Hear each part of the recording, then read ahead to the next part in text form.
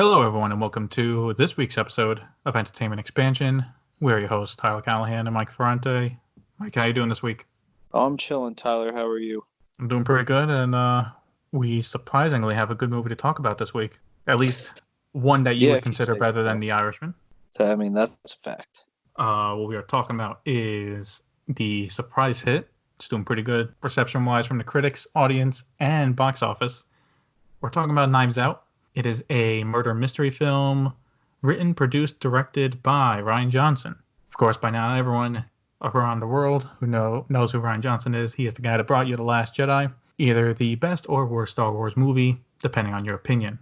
He brings a star-studded cast with him, headlined by Daniel Craig and Chris Evans, but also features Michael Shannon, Jamie Lee Curtis. Very varied cast here.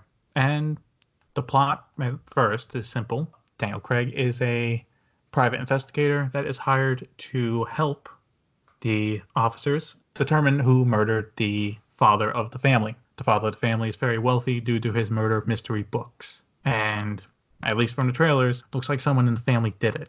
So, from this point on, we will be talking openly about spoilers when we need to, because for a murder mystery, you kind of have to. So I'll kick it back to you, Mike. Well, what did you think of Knives Out? Well, it always kind of seemed interesting to me because I enjoy murder mysteries. But overall, I thought it was pretty good. It lived up to my expectations, which weren't high to begin with, but let me put it this way. It was better than my expectations. I enjoyed it. It kept you engaged the entire time, giving you new details of information throughout the entire time, and then giving you that nice little twist, I guess, right there at the end. No, I think the movie plays itself well because I think the movie is a double twist. So the most typical. Yeah, y- technically a triple twist. Yeah, I guess. There's two main twists I'm going with, but he tricks you into thinking that you know the twist early on with the maid Yeah, accidentally murdering. So you think, oh, the twist on the movie is that he wasn't actually murdered, it was an accident. But then yes, you find out the actually. real twist is that was also a fake out and there was someone actually did plan to murder him. But then that was also a fake out, and he killed himself. Yeah, yeah. Oh yeah, you're Because right. I forgot about that one. Yeah. So yeah, I if would consider it a we go, triple twist. if we go jump cut right to the end here, and we'll glance back over the entire movie. Daniel Craig discovers that she actually didn't accidentally overdose him because her vials were swapped around, I believe, Yes, or they were mislabeled. I they were forget how. mislabeled, but she still gave the right one because she based it not off the label, but the weight of the medicine. Yes, So she knew by instinct to give that one. correct. So he wasn't going to die to begin with, but Nope. because he thought he was going to die and to give her the clearance, he killed himself. Prematurely killed himself. I You mean, didn't have to die. yeah, pretty much. So that's the triple twist right there. Yeah, you're right. This is definitely a movie with a triple twist. I've never seen it done before, but they did it and it did work well. Yeah, it worked because the guy who actually did it, Chris Evans' character, he doesn't go to jail for the murder of the father. He goes to jail for the murder of the other person around the house who threatened to blackmail him. So, so still goes to jail for And murder, but not the murder pro- you think. probably attempted murder too, Yeah, yeah. I because mean, he did it. probably. They still got him for something. Yeah, he's still going to jail. Yeah, all for So BMW. so that's the main crux of the movie. But the movie is very detailed because while the obviously the entire investigation is going on, you have a big cast of characters like this. You need to give them something to do, and Rian Johnson, for the most part, does personalize most of them pretty well.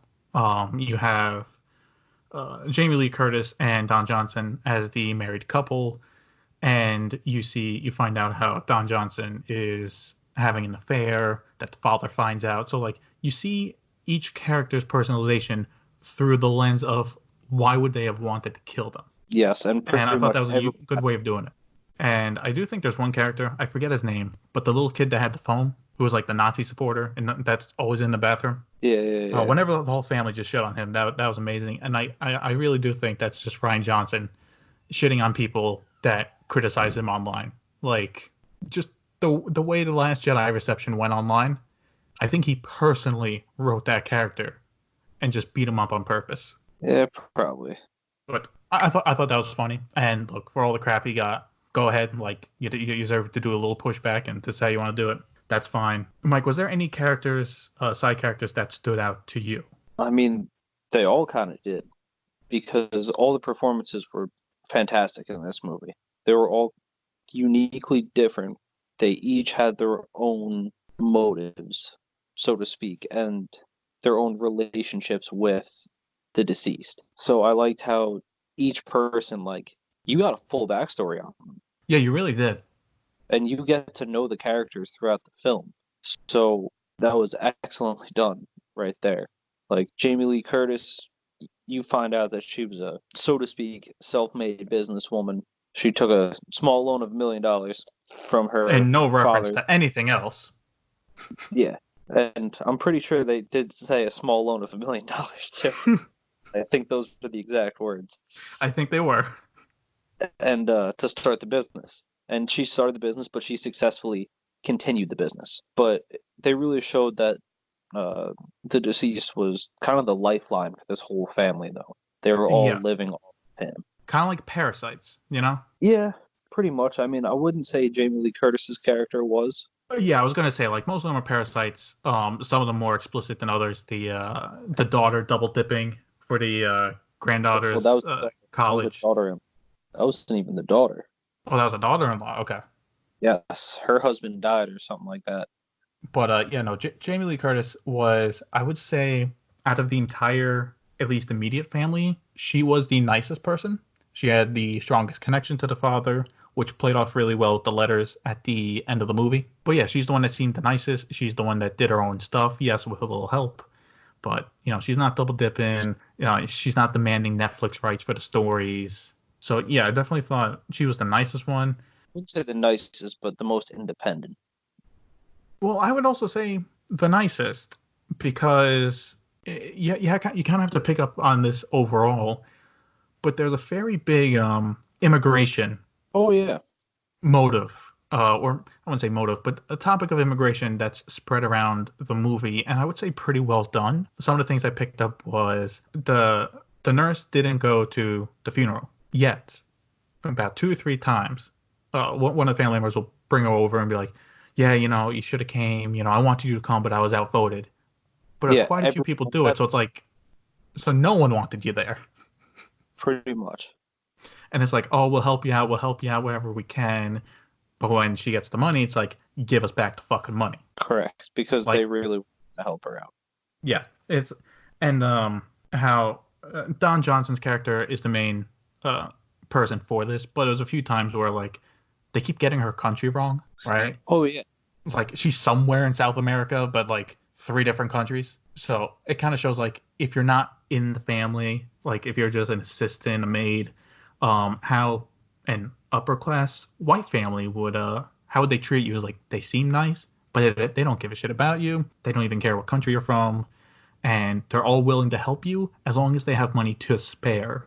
yeah. And if not, they don't give a shit. So I thought for a basic murder mystery, very political murder mystery in some parts. Oh yes. But I thought for it, it worked fine. I Mike, feel my like next question for you specifically yeah. is, what'd you think of Daniel Craig's accent? It took a little bit of growing on me Yeah, because at first I was like, all right, dude, this is a little much for you.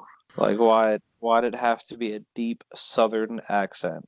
like I know he did one in Logan Lucky, right? That was another Southern accent. So at this point, I'm like, do you just want movies where you get to do a Southern accent? Is that a thing for you? Or is that the only type of American accent you know how to do? Like, I mean, he speaks very good British. You would think like, oh, he can just easily switch to American, but he doesn't switch to American. He goes deep south. Yeah, that's for Daniel Craig. It's only the South Rise again, or got or Queen English. I That's about mean, it. hey, it worked out for him. He, as of this recording, only the Golden Globes nominees are out, but he got nominees for his performance. Really? Yep. So the acting and the accent worked for him. He's got a nominee for the movie. Will he get one for the Oscars? Probably not, but he did get something. Yeah. Yeah, I thought the accent definitely took a few minutes for me to get adjusted to because I really couldn't tell if are you parodying, like, are you making fun of the Southern accent, or are you trying to come off as serious with this southern accent? And I just kind of went with it, and It it was worked out. serious. Yeah, because at that point when you first see him, it's like the cops are being serious, the family's being serious, and you hear him start talking. I'm like, is this serious? And it's like, wait a minute, what? Yeah. Excuse me? So yeah, overall the movie was really good. I don't really have any issues with the movie. I did feel it was a little too long toward the end. Yeah, Like it felt there like it were was parts wrapping where up it's like, toward the all end like right, 2 or 3 times, and then it just kept going. and that's where the twist came in. Yeah, like the twists do make up for it feeling a little too long, but the pacing could have been a bit better. Agreed. Was there anything else that you weren't the biggest fan of for the movie? Besides the accent not really being, I feel, necessary for the role, no, not really. I thoroughly enjoyed the movie, and I think it kind of did its job, and it was pretty good. Yeah. All right. Well, I think that's it for this episode. I would recommend this. Recommend this. Mike, would you recommend watching Knives Out? Absolutely not. I'm just kidding. Yeah, definitely give it a watch. This movie's actually really good. If you didn't like his directing in Star Wars, don't worry. He doesn't ruin a childhood favorite. It's a solid movie. If you like murder mysteries, you're gonna like this. Yeah, agreed. This is overall a good, entertaining movie. And if you're not excited about Star Wars anymore, you're not looking forward to that in a few weeks, then go watch Knives Out. You'll have a good time. But Mike, if anyone has thoughts about Knives Out, if they have seen it, where can they let us know about it? Well, as always, you could send us a nicely written email, which is labeled Entertainment Expansion at Outlook.com. If you don't want to be all that fancy, DM us or write a comment under our last post on our Instagram page, which, as you guessed it, it's also Entertainment Expansion. And lastly, check out our YouTube channel. We've got tons of stuff going on over there. We've got a whole bunch of videos of other movies that we've covered and gearing up for Oscar season. You guys are going to want to catch up on what we've been talking about. Yep, absolutely. Next few weeks for us are it's going to be very busy. We got Star Wars, we got Jumanji, we got our everyone loves a good top 10 list. We got a few of those, and just like Mike said, we're coming up to the Oscars, and we will have quite a bit to say about those. But until then, that's it for this week's episode of Entertainment Expansion. Thank you for listening, and we'll see you next week.